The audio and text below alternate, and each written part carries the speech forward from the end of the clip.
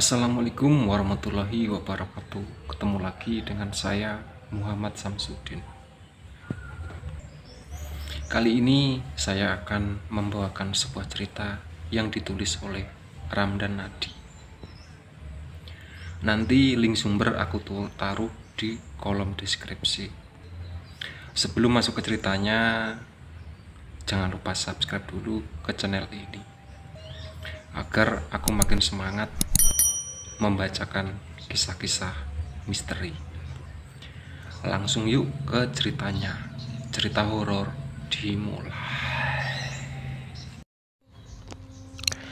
Aku dan Hesti masih berpandangan. Ia pun menggelengkan kepala, tanda tak tahu dengan apa yang diucapkan Rima. Rima, lihat, ayah di mana? Tanyaku untuk memastikan. Di kamar, balasnya sambil menunjuk ke arah kamarku. Kapan Rima lihat ayah di kamar? Selidikku. Tadi, Bu. Oh ya sudah, Rima sekarang main sama Rama dulu ya, ucapku. Aku berjalan mendekat ke arah pintu kamar. Kuhentikan langkah tepat di depannya. Perlahan tanganku meraih gagang pintu. Kriet. Pintu terbuka sedikit, ku intip ke dalam, sepertinya tidak ada siapa-siapa. Ku buka pintunya lebar-lebar, ya memang tidak ada siapa-siapa. Aku yakin sekali Rima tidak mungkin berbohong. Lalu siapa yang tadi Rima lihat? Perasaanku semakin tak karuan. Jika benar itu ulah jin pesugihan, berarti anak-anakku dalam bahaya. Yes, kalau kamu mau nggak apa-apa, Rama dan Rima biar ibu yang jaga, ucapku. Iya, Bu. Sebelum pamit, Hesti menyerahkan catatan penjual dan kunci toko. Aku duduk di dekat Rama dan Rima, melihat mereka bermain. Rama tadi lihat ayah pulang, tanyaku. Enggak, Bu, balasnya. Rima lihat, Bu, timpa Rima. Iya, sayang. Sehabis asar, Wawan sudah pulang ke rumah. Aku langsung meminta menjaga kedua adiknya, sementara aku bergegas sholat asar. Entah mengapa sholat asar kali ini terasa berbeda, seperti ada orang yang memperhatikanku. Mungkinkah ini karena rasa takutku yang semakin besar? Aku duduk di atas sajadah, mulai membaca zikir dengan mata terpejam. Srek. Sontak aku membuka mata, melihat gorden kamar yang sedikit bergoyang. Mungkin angin, ucapku dalam hati. Lalu lanjut membaca zikir. Srek. Kali ini jelas sekali terlihat gorden itu bergeser sedikit. Aku bangkit mendekati jendela, lalu kututup jendela rapat-rapat. Setelah itu tak ada lagi gangguan sampai aku selesai berzikir. Wan, udah makan? Tanyaku. Udah tadi di kampus, balasnya sambil menatap layar televisi. Rama sama Rima mau makan. Keduanya kompak menggelengkan kepala. Langit sudah mulai gelap, tak lama terdengar azan maghrib berkumandang. Kumatikan televisi, lalu mengajak anak-anakku untuk sholat berjamaah. Wawanlah yang kini menjadi imamnya. Selesai sholat berjamaah, kulihat Wawan khusyuk berdoa. Samar-samar terlihat suara isak tangisnya. Aku menggeser tempat duduk lebih dekat dengannya. Wan, ucapku pelan seraya menyentuh pundaknya. Iya, Bu, balasnya dengan kepala tertunduk. Wan, kamu gak apa-apa? Tanyaku. Gak apa-apa, Bu. Ia tetap menundukkan kepala, tak mau melihat ke arahku. Aku bergeser semakin dekat dengannya. Kuangkat dahunya perlahan, menatap wajahnya yang bahas, penuh air mata. Kenapa nangis, Wan? Tanyaku. Wawan kangen ibu, Bu. Tangisannya pecah. Mataku mulai berembun. Kuulurkan tangan lalu memeluknya. Sudah, kamu doakan saja. Semoga Bapak cepat sehat. Aku berusaha menenangkannya. Biasanya Bapak yang jadi imam sholat, ucapnya. Iya, sekarang kamu yang harus jadi imamnya. Gantiin Bapak ya. Tiba-tiba terasa sentuhan hangat di pundakku. Ternyata Rama dan Rima memelukku dari belakang. Cukup lama kami berpelukan. Sungguh aku tak menyangka cinta anak-anakku kepada Mas Fajar ternyata besar, sehingga aku tak sanggup menceritakan yang sebenarnya. Malam ini kita makan di mall yuk, ajakku mencairkan suasana. Ketika itu terlihat senyuman di wajah Rima dan Rama.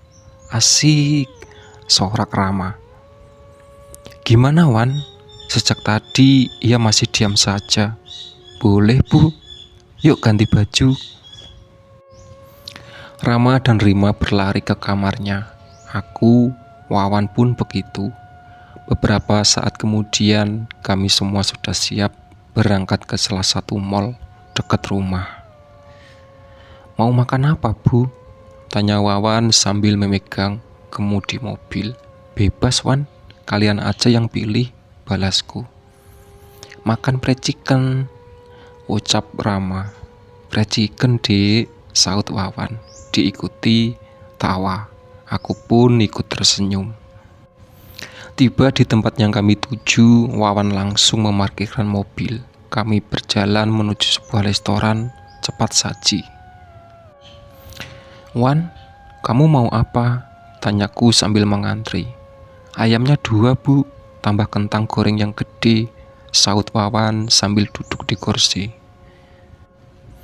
Tak lama aku sudah membawakan nasi berisi makanan dan minuman.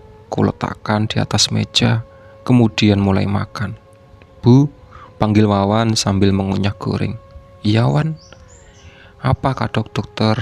Udah tahu penyakit Bapak? Belum Wan, katanya sih tadi pagi baru diambil darah. Oh, ia pun melanjutkan makan. Sesudah makan kami keliling sebentar, lalu pulang ke rumah. Setibanya di rumah bergegas ke kamar mandi, buang air kecil sekaligus mengambil air wudhu untuk sholat isya. Setelah sholat isya pergi ke kamar Rama dan Rima untuk menidurkannya. Pukul 9 malam kedua anak kembarku itu baru tertidur. Aku pun kembali ke kamar. Ruang tamu terlihat sepi karena sejak tadi Wawan berada di kamarnya. Kubuka pintu kamar, hawa pengap langsung terasa. Padahal baru kutinggal kurang dari 1 jam. Kunyalakan pendingin ruangan lalu merebahkan diri di atas tempat tidur. Tak lupa mengambil tasbih di atas nakar, kemudian mulai berzikir sampai tertidur. Terdengar suara tangisan yang menyayat hati, sepertinya dekat sekali. Kubuka mata dan mengedarkan pandangan, tak melihat siapapun. Mur. Perlahan aku melirik ke arah sumber suara. Terlihat pintu lemari yang terbuka. Dari dalamnya muncul seseorang. Kini ia berdiri tepat di depan lemari, membelakangiku. Awalnya pandanganku tak begitu jelas. Dari perawakannya sangat mirip dengan Mas Fajar. Ia mengembalikan badan. Kini wajahnya tampak jelas. Benar, ia adalah Mas Fajar. Namun wajahnya terlihat mengerikan. Penuh luka, terbuka dan terus mengalirkan darah. Mur, tolong. Ia berjalan mendekat. Aku bangkit dari duduk, perlahan bergeser menjauh darinya. Tanpa sadar, posisiku kini sudah di ujung tempat tidur. Pergi Mas, ucapku, tapi ia tetap mendekatiku. Aku turun dari tempat tidur, namun saat kaki menginjak lantai, tiba-tiba lantainya berubah menjadi lubang yang gelap. Aku pun jatuh ke dalamnya. Aku menjerit sekencang-kencangnya. Tak lama, aku membuka mata. Astagfirullah. Spontan aku beristighfar berapa kali-kali. Ya Allah, ternyata cuma mimpi. Terdengar bunyi jeditan, arahnya dari lemari. Aku menoleh ke sana, terlihat pintu lemari yang terbuka lebar. Aku bangkit dari tempat tidur, berlari keluar kamar. Jam dinding di ruang tengah menunjukkan pukul 2 pagi. Ku atur nafas sambil duduk di sofa. Bu, astagfirullah, ucapku kaget melihat Wawan yang tiba-tiba muncul. Kenapa, Bu? Mukanya tegang banget, tanyanya. Gak apa-apa, Wan, tadi ibu kebangun aja. Elakku tak mau cerita yang sebenarnya. Ibu yakin gak ada apa-apa? Tanyaku lagi. Iya, Wan. Soalnya aneh, 2 hari ini ibu bangun jam 2 pagi. Kemarin malahan diem di luar sambil ketakutan. Sekarang duduk di sofa, mukanya tegang banget. Sebenarnya ada apa sih, Bu? Matahari mulai meninggi. Dari tadi Wawan pergi keluar untuk membeli sarapan. Assalamualaikum, ucap Wawan memberi salam, seraya masuk dalam rumah. Waalaikumsalam, balasku. Cuma ada bubur, Bu. Wawan menyerahkan kantong plastik yang dibawanya. Ya udah, nggak apa-apa. Ku jajarkan 4 mangkuk di lantai ruang tengah, lalu membuka plastik berisi bubur. Setiap siap, kami pun makan bersama. Wan, hari ini kamu ada kuliah? Tanyaku. Ada, Bu, nanti jam 9, balasnya. Berarti bisa sekalian antar Rama dan Rima ke sekolah? Bisa, Bu. Ibu mau ke toko? Tanyanya. Ibu mau tidur dulu sebentar. Soalnya kepala agak pusing, balasnya. 2 hari kurang tidur membuat kesehatanku sedikit terganggu. Nanti kalau Hesti datang, kasih tahu aja kunci tokonya. Itu ibu udah simpen di meja, sambungku. Iya, Bu. Ku taruh mangkok kotor di tempat cucian, lalu masuk ke kamar, membaringkan diri di atas tempat tidur. Tak lama kemudian, aku pun tertidur. Hampir 3 jam aku tidur. Kepala ini sudah lebih ringan. Rasa pusing pun sudah hilang. Aku beranjak pergi keluar kamar, mulai membersihkan rumah, mencuci pakaian dan mandi. Menjelang zuhur, semuanya sudah selesai. Setelah zuhur, aku pergi ke toko. Tiba di sana, kulihat Jaka sedang mengangkat galon di atas motornya, bersiap mengantarkan ke pelanggan. Bu, sapanya. Wah, padahal rencana kalau hari ini kamu belum balik, ibu mau minta Anton gantiin, balesku. Untung kamu datang, Cek, saut Hesti. Beneran, Bu? Wajah Jaka terlihat panik. Iya, balasku tersenyum. Aduh, jangan, Bu. Enggak kok, Cek bercanda. Ah, ibu ini bikin orang jantungan. Saya antar ini dulu ya, Bu. Iya, Cek, balasku seraya masuk ke dalam toko. Setelah mengecek beberapa catatan belanja dan penjualan, aku memberanikan diri memeriksa ke gudang. Bismillah, ucapku seraya membuka pintu gudang. Syukur kali ini tak ada gangguan macam-macam. Setelah memeriksa barang di gudang, aku duduk di kursi samping etalase. Baru sebentar, perasaanku sudah gelisah, seperti merasakan akan terjadi sesuatu. Aku tak tahu itu apa. Dalam hati hanya bisa berdoa, semoga tidak terjadi apa-apa dengan anakku. Mas Fajar, gumamku saat melihat ke seberang jalan depan toko. Aku menggosok mata berkali-kali, memastikan apa yang kulihat di seberang. Benar, itu Mas Fajar. Ia sedang berlari sambil menatap ke arahku. Bu, ucap Hesti mengalihkan pandanganku.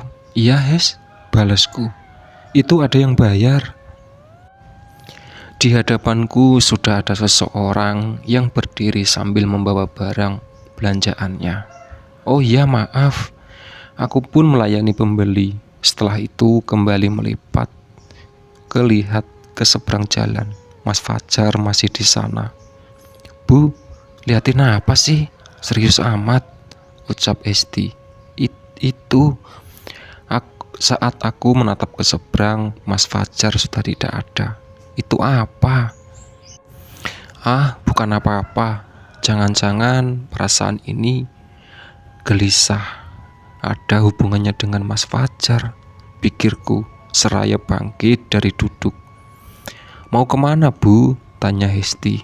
Hes, hari ini tolong jemput Rama dan Rima lagi ya. Ibu mau ke rumah sakit, balasku. Iya, Bu. Aku berjalan keluar toko. Ibu gak mau nunggu Jaka dulu. Dia masih antar galon, ucap Esti. Nanti kan bisa minta dia antar ke rumah sakit, lanjutnya. Gak usah, Hes. Biar ibu naik angkot aja. Aku pun berdiri di pinggir jalan, menunggu angkot lewat. Tak lama angkot dengan jurusan rumah sakit lewat. Bergegas aku naik. Ku ambil ponsel di dalam tas, mencoba menghubungi ibu mertua. Lagi-lagi tak ada jawaban. Kenapa susah banget dihubungi? Gerutuku. Angkot melaju dengan cepat melewati jalanan yang terlihat lengang. Kurang dari 15 menit, aku sudah sampai tiba di rumah sakit. Dengan langkah cepat aku masuk ke dalam, melewati lorong-lorong panjang rumah sakit, hingga tiba di belokan terakhir, kamar perawatan Mas Fajar. Dari kejauhan kulihat ada seseorang berdiri di depan pintunya. Siapa itu? Pikirku sambil memicingkan mata dan mempercepat langkah. Semakin dekat, orang itu tampak lebih tua dariku. Rambutnya pendek, berwarna putih, pakaiannya berwarna serba hitam. Yang jelas aku tak mengenali orang itu. Tangannya meraih gagang pintu. Dengan gegas aku sedikit berlari. Maaf, Pak, ucapku ketika jarak kami hanya tinggal beberapa langkah, bertepatan dengan pintu kamar yang sudah terbuka sedikit. Bapak, ibu menoleh ke arahku. Bapak, nggak salah kamar, tanyaku. Ini kamar Fajar kan? Tanyaku. Bagaimana bisa ia tahu suamiku? Apa mungkin ia salah satu rekan bisnis atau teman Mas Fajar? Namun dari pakaiannya tidak terlihat rapi. Iya, Pak, ini kamar perawatan suami saya. Bapak siapa ya? Oh, kamu Murni ya? Fajar sering cerita. Jadi Bapak mengenal Mas Fajar? Saya mengenalnya dengan baik, termasuk belum sempat ia menyelesaikan kalimatnya, tiba-tiba ibu mertua datang dari belakang. Masuk aja, Pak, ucap ibu mertuaku. Tapi Bu, aku berusaha menolaknya. Udah, kamu diam aja di sini, biarin si Bapak masuk, balasnya. Saya cuma sebentar aja kok. Bapak itu masuk ke dalam kamar. Dari kaca pintu terlihat berjalan mendekati Mas Fajar, kemudian berdiri di samping berangkar sambil menatap Mas Fajar. Duduk sini, Mur, perintah ibu mertua. Aku pun duduk di sampingnya. Apa ibu kenal sama bapak itu? Tanyaku. Kenal, dia udah lama jadi guru spiritual kita, balasnya. Kok Murni belum pernah ketemu ya? Balasku. Mas Fajar juga belum pernah cerita, sambungku. Rasanya aneh jika ia memang guru spiritual Mas Fajar. Pasti minimal aku pernah ketemu dengannya. Sejauh ini hanya Ustadz Haidir saja yang ku kenal. Mungkin kamu lupa, balas ibu mertua. Mungkin ya, Bu. Apa beliau Ustadz juga? Guru ngaji dan pelatih pencak silat dari Fajar kecil. Siapa namanya, Bu? Tadi belum kenalan soalnya. Nama saya Edi, Panggil saja Pak Edi, balas bapak itu yang tiba-tiba sudah di luar. Spontan aku menoleh padanya dan tersenyum. Maaf Pak, tadi sempat ngelarang masuk, ucapnya. Gak apa-apa, wajar saja juga belum memperkenalkan diri, balasnya. Ternyata ingatanku tidak begitu buruk. Aku memang belum pernah bertemu dengannya. Gimana Pak? Tanya ibu mertuaku. Susah, balasnya singkat. Apanya yang susah? Tanyaku. Maksud Pak Edi, penyakit mungkin berat, balas ibu mertua. Kan dokter aja masih belum tahu penyakitnya apa, sambungnya. Iya Bu. Murni, apa akhir-akhirnya ngerasa ada yang aneh di rumah? Tanya Pak Edi. Aku terdiam, ragu menjawab pertanyaannya. Apalagi ini ada sangkutannya dengan Mas Fajar. Aneh gimana ya Pak? Tanyaku balik. Ada sesuatu yang ganjal gitu. Seperti gangguan makhluk halus, jelasnya. Yang jelas beberapa hari ini sering mimpi buruk aja, balasku. Mimpi buruk apa? Tanyanya. Apa ada hubungan dengan Mas Fajar? Tambahnya. Aku melirik ke arah ibu mertua. Kalau ada, cerita aja, ucap ibu mertua. Ada. Saya mimpi Mas Fajar pulang ke rumah, tapi kondisinya lumayan mengerikan. Ibu mertua dan Pak Edi saling bertatapan. Berarti sama Pak, ucap ibu mertua. Ibu juga mimpi itu? Tanyaku. Iya, selama nungguin Fajar 2 kali mimpi begitu. Nanti saya cari tahu ada apa sebenarnya. Sekarang saya pulang dulu, ucap Pak Edi. Ingin sekali aku berkata kalau ini ada hubungannya dengan pesugihan yang dilakukan oleh Mas Fajar. Namun aku harus menjaga perasaan ibu mertua. Iya Pak, balas ibu mertua. Saya pulang dulu, ucapnya pamit. Hari ini ibu mertua masih ingin menemani Mas Fajar di rumah sakit, sementara aku dimintanya untuk pulang saja. Besoknya pagi-pagi aku sudah memasak, rencana ingin mengantarkan sarapan ke rumah sakit.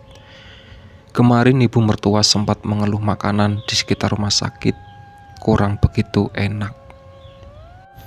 Mau Wawan antar Bu? Tanya Wawan. Gak usah, ini cuma sebentar aja kok, balasku. Terus ibu mau naik apa? Kan bisa naik angkot. Mending Wawan antar aja Bu. Udah, kamu temenin Rama sama Rima aja. Aku pun melangkah keluar masuk rumah sambil membawa rantang berisi makanan, lalu berjalan ke jalan utama untuk menunggu angkot. Kutatap di jam ponsel, masih pukul 6 pagi, angkotnya muncul, bergegas aku naik. Tiba di rumah sakit, aku langsung menuju kamar Mas Fajar. Lorong-lorong masih terlihat sepi. Di depan pintu kamar, aku berdiri menatap kaca. Aku sungguh terkejut saat melihat Pak Edi ada di dalam. Pagi-pagi begini, apa yang ia lakukan di kamar Mas Fajar? Ibu mertuaku juga ada di sana, duduk di sofa kecil. Sementara Pak Edi berdiri di dekat Mas Fajar, sesekali melakukan gerakan aneh, seperti menarik sesuatu dari langit. Kulihat tubuh Mas Fajar bergerak-gerak. Sontak aku memegang gagang pintu, namun tak membuka pintu, tetap menatap ke dalam. Ibu mertuaku bangkit dari duduknya, kemudian menghampiri Pak Edi. Terjadi sebuah percakapan antara mereka. Jin pesugihan marah Bu, mereka mau balas dendam dengan Fajar dan keluarganya, ucap Pak Edi. Lalu solusi gimana supaya Fajar sembuh? Tanya ibu mertua. Harus sediain tumbal lagi kayak dulu, balasnya. Prang. Suara rantang yang jatuh ke lantai. Sontak ibu mertuaku dan Pak Edi melihat ke arahku. "Murni?" ucap ibu mertuaku dengan wajah terkejut. Mataku memerah, menahan amarah. Sungguh tak menyangka harus mendengar percakapan ini. Jadi, selama ini ibu mertua sudah tahu kalau Mas Fajar melakukan pesugihan. Sekian cerita hari ini. Sampai ketemu di cerita selanjutnya. Jangan lupa subscribe. Terima kasih.